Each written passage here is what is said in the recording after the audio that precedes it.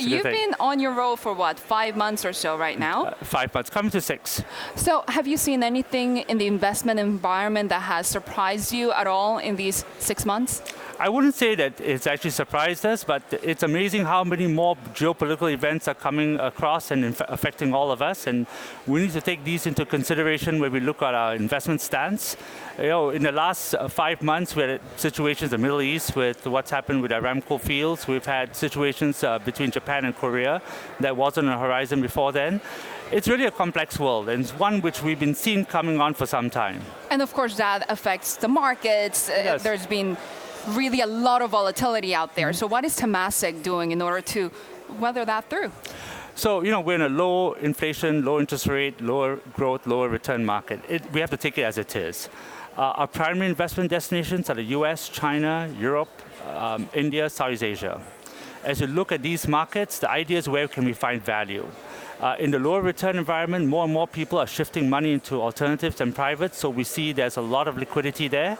That would result in elevated valuations. Can we get our returns over the long run? These are big questions for us to answer. One of your investments, for example, in a UK-based company, Benevolent AI, Yes. their valuation has been slashed in half. So. Yeah. Has the era of overvaluation, is this coming to an end, and will this affect your portfolio? I'm not sure it's coming to an end, but it definitely is giving people cause for pause. You've seen that the venture capital funding in China has come down significantly. It's not so easy to get capital at elevated valuations. You're seeing that with the WeWork IPO, where the public markets are not willing to value a company where the private markets are valuing it. So I think that it clearly shows that there's a discipline coming back in, and I think in this environment, it's a good thing. Yeah, we have seen disappointing IPOs. You mentioned WeWork, and we don't know when that's going to happen. You guys have tended to go in these IPOs before they actually come to public markets, right? We've gone a little bit earlier than that. We've typically tried to go in at the mid-stage growth equity level so that we can follow the trajectory of a company, grow with the company, put more capital to work. And we've sometimes gone very early, especially in areas like, for example, sustainable living. Plant-based protein, vertical farming, the new areas. We think that it's better to go a little bit earlier so we can understand the trends more deeply. And so that's worked out well recently. Is that still your strategy? And would you ask a company that you're invested in to, think it again, think it twice before you actually make your debut? I think right now we would rather our companies focus on growth. The idea of going public is one that should only come about when they're ready to do so, when the market is also ready for them.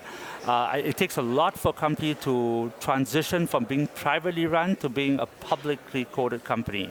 There are many more stakeholders involved, and I think CEOs need to be comfortable for the time when the company should go public.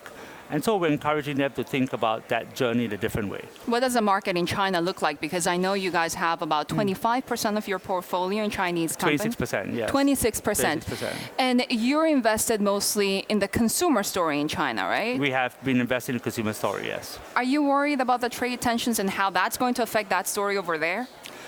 The consumer story in China is a very domestic story. Obviously, consumption is very much dependent upon confidence. So far, the consumption story in China has shown some effects arising from the trade tensions.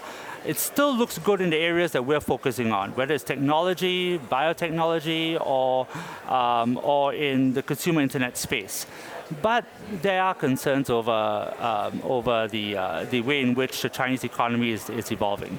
Yeah, because if you continue to see these trade tensions evolve with the US, that will not leave the Chinese consumer isolated. Is that your expectation that perhaps what the Chinese policymakers can do will offset some of the impact of the trade tensions? So the Chinese government has many more levers to rely upon than most other governments do. And I think that they're very focused on ensuring that the effects of the trade tensions are not felt to the full extreme as you would normally expect it to be. I do think that they're focusing very much on the consumption story, the domestic consumption story, because that has been a pillar of growth in China over the last 5 to 10 years. And that should be the pillar of growth for China in time to come. Are you shifting your portfolio depending on what's happening on the geopolitical side of things? We remain focused on two main destinations for capital, the United States States and China. Both still offers many opportunities, and I think as long as we're focused on finding the right opportunities, the good ones, which give us a good return, I think we'll be all right in the long run. You mentioned sustainability a bit earlier, right? Sure. So that's a big investment theme of yours right now. Tell us what you're doing there. So what we've decided to look at sustainability more holistically. We want sustainability to be at the core of what we do. We've decided to look at it in 3 different ways. One is to bring an ESG framework into our investment process to make sure that the companies we invest in are on a journey with the ESG framework.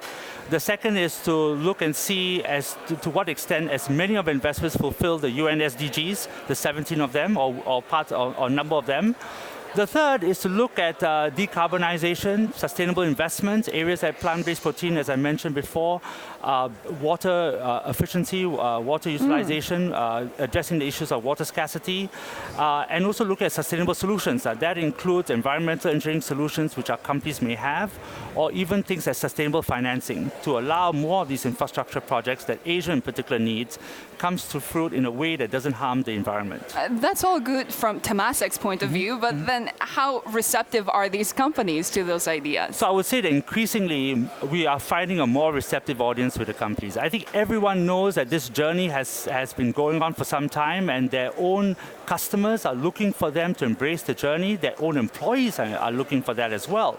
And I think this is a good thing. If you look at just what the Business Roundtable did by saying that it's really about stakeholder responsibility rather than shareholder responsibility, most of these companies that we're investing in or are thinking of investing in are thinking about this themselves. So what are your portfolio goals in the long term? Like, how much of your portfolio will you allocate to these sustainable companies? So right now, about 5% of our portfolio investments, of value in investments, are related to companies which are in a sustainable living type sort of orientation. Eventually, all of the companies we have in our portfolio should be on an ESG sustainability journey, every one of them. And so we are working towards that. What is the time goal here? Well, we have 2 things that we have said that we will do. First of all, we ourselves will go carbon neutral by next year. That's Temasek itself. And secondly, we'll work with our portfolio companies to see how we can get our total portfolio to reduce their carbon emissions by 50% by 2030. So that's a long-term goal for us.